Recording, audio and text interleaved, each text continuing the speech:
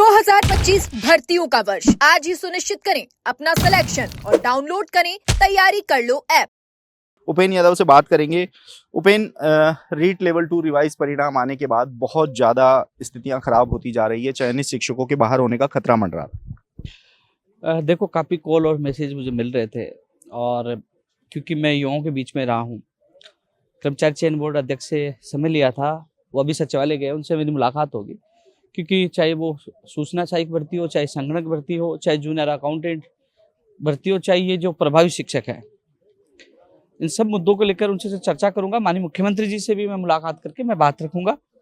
मैं एक चीज़ कहना चाहूँगा कि जो गड़बड़ियाँ जो सामने आई है, यही स्थिति 2012 में जब कांग्रेस सरकार थी, उस समय भी यही स्थिति, यही प्रश्नों का मामला आया। कई सालों से नौकरी लगे हुए उनको बाहर करने के आदेश जारी हो गए और जब सरकार भारतीय जनता पार्टी की आई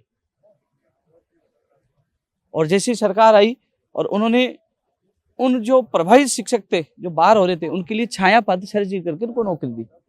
यही स्थिति दोबारा उत्पन्न हुई, लेकिन फिलहाल अभी न्यायालय में मामला लंबित है और जितनी मजबूती से मुझे बात रखनी है मैं उनकी बात रखूंगा।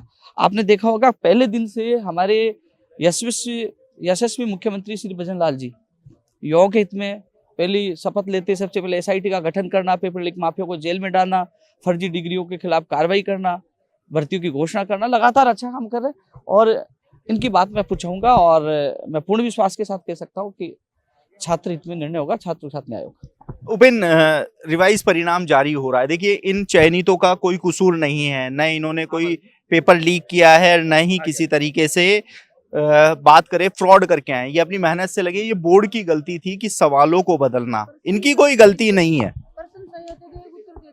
देखो, अभी मामला न्यायालय में लंबित है, लेकिन मैं इतना कह रहा हूँ ना कि ये युवा है, मैं भी युवा हूँ और इनकी जो भर्ती थी उस दौरान हुई थी, उनके लिए यहीं मैं संघर्ष कर रहा था और कर्मचारी चयन बोर्ड का अध्यक्ष नहीं था तो अनशन करना, और वो तो सही है कि वो हमने संघर्ष किया, आचार संहिता से पहले इनको ज्वाइनिंग मिल गई, नहीं तब तक ज्वाइनिंग नहीं मिलती।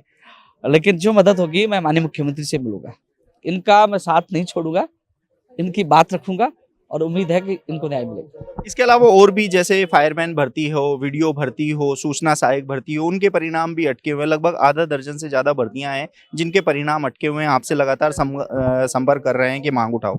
देखो, लगातार मेरे पास कॉल और मैसेज आ रहे थे तो मैंने चेयरमैन साहब से बात करके मैंने समय लिया कि उनका 12 बजे बाद आ जाइए और जो जो युवा मेरे पास फोन आए तो मैंने कहा कि मैं 12 बजे मिलूंगा। काफी अलग अलग भर्तियों के लोग आए, मैं इनकी बात सुनूंगा और जहां कर्मचारी चयन बोर्ड अध्यक्ष के सामने बात रखनी है वहां रखूंगा, मुख्यमंत्री जी के सामने रखूंगा। संबंधित विभाग में मामला हो, न्यायालय में मामला हो तो मैं संबंधित एडवोकेट से बात करूंगा। जो मुझसे बेहतर होगा मैं इनके लिए बेहतर करूंगा, क्योंकि ये भजनलाल जी की सरकार है, भजनलाल जी युवाओं के हित में।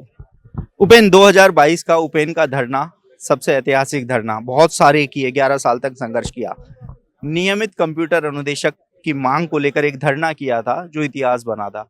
एक बार फिर से भजनलाल सरकार ने संविदा पर कंप्यूटर अनुदेशक भर्ती निकाली है, जबकि 2022 का आपके संघर्ष के बाद ये भर्ती नियमित हो। देखो, मैं खुद माननीय मुख्यमंत्री जी से मिलूंगा तो कई बातें रखूंगा और इस बार बजट पे अच्छा रहेगा। और एक चीज और बताना चाहूंगा कि धीरे धीरे वो चीजें देख लीजिए, आप बदलाव तो देख लीजिए कि जिन भर्तियों को लेकर हम गुजरात तक गए थे, आपने देखा होगा CET में भी जो 40% का मामला था वो पंचायत राज जैन भर्ती का मामला था। इसके अलावा कई ऐसे मामले थे जिनको लेकर हम गए थे, जिनका 4th कर्मचारी जो भर्ती है 52,000 रुपये, कांग्रेस सरकार ने मांग की, क्या मिला? मुकदमा, लाठी, जेल मिले। और जैसे ही भजनलाल जी मुख्यमंत्री बने और भजनलाल जी के सामने हमने बात रखी तो आप देख लीजिए धीरे धीरे समस्या को हल हो रहा है। जल्दी माननीय मुख्यमंत्री से बात करके जो आप सब जो युवा के हित में जो होगा वो मैं बेहतर करूंगा। बोर्ड अध्यक्ष ने अभी थोड़ी देर पहले इनसे बात की थी कि छाया पद को लेकर वो कोई रुचि नहीं दिखा रहे हैं, यानी कि सरकार से उनको कोई ऐसा मैसेज है कि छाया पद क्रिएट नहीं होगा। ऐसे में आने वाले समय में इनकी मांग को लेकर क्या कुछ?